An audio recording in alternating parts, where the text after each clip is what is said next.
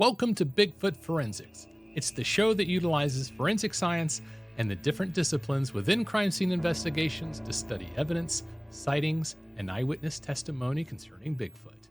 Today we're going to be talking about context and why it's important in your investigation. You don't want to miss this.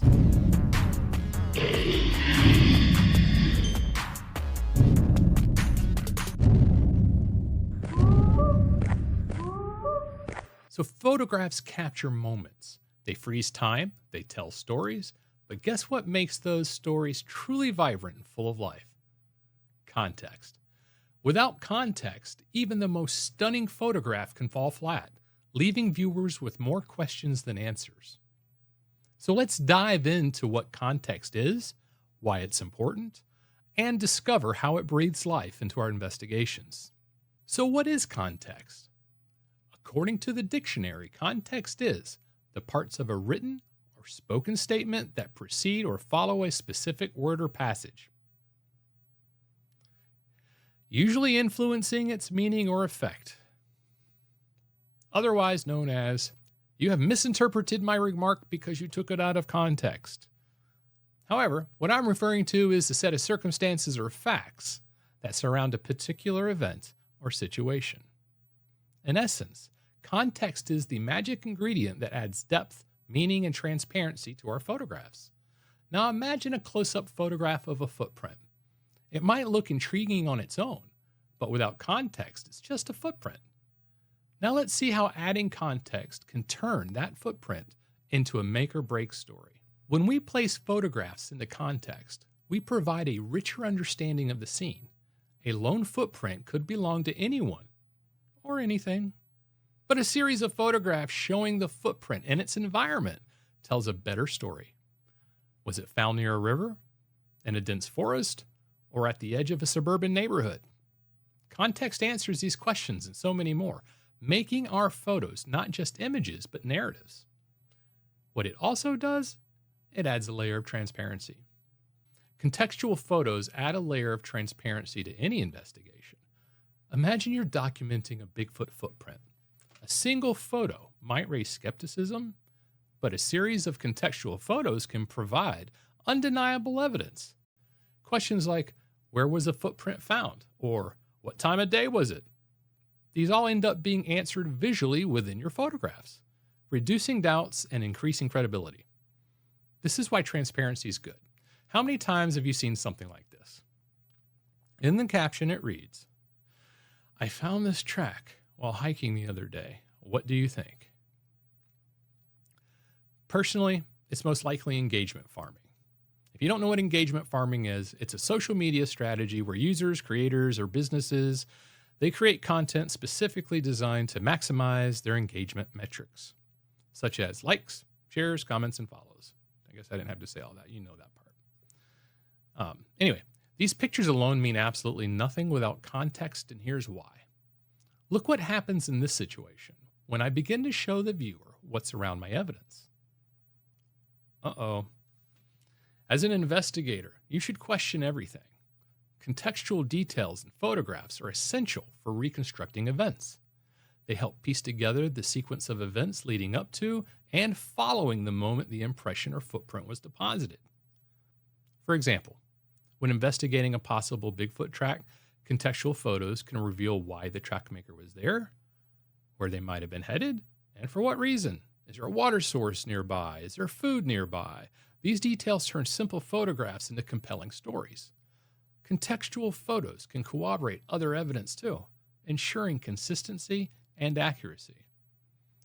By comparing photos with witness statements, forensic evidence, and other documentation, investigators can identify discrepancies or confirm theories. This meticulous documentation is crucial in building a credible case, whether you're a seasoned investigator or just getting started in Bigfoot field research. So what kind of photos should we be taking to add this rich context I've been talking about?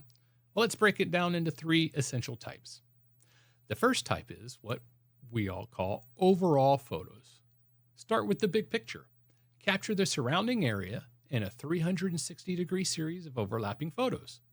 The photos are overlapped in such a way that the viewer should be able to lay them out on the table and put them in order. Each photo contains parts of the other. This ensures that nothing in your scene goes undocumented. If it seems relevant, sometimes taking higher or lower pictures also helps.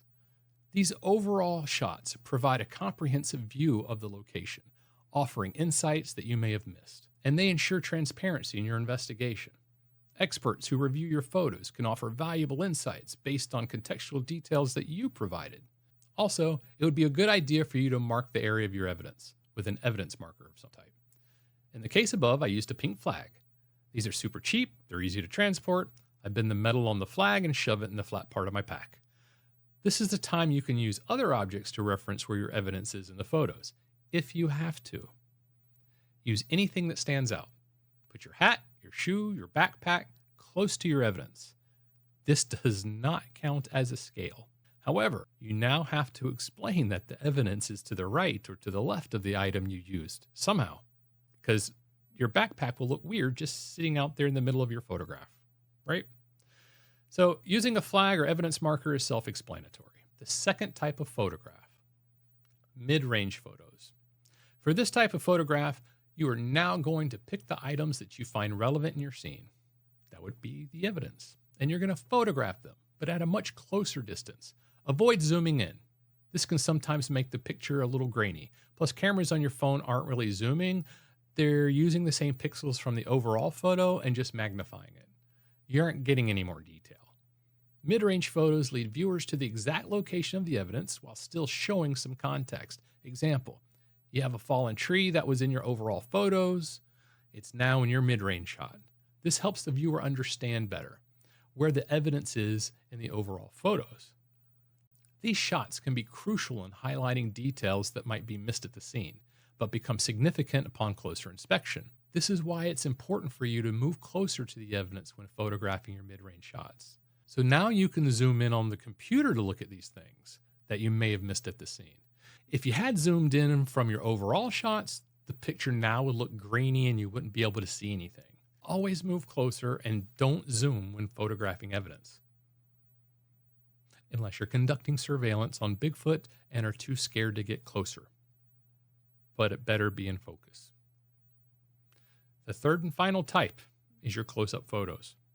Finally, get up close and personal. Close-up shots should be detailed and clear, capturing every nuance of your piece of evidence. Continuously check your pictures as you go, making sure they're in focus.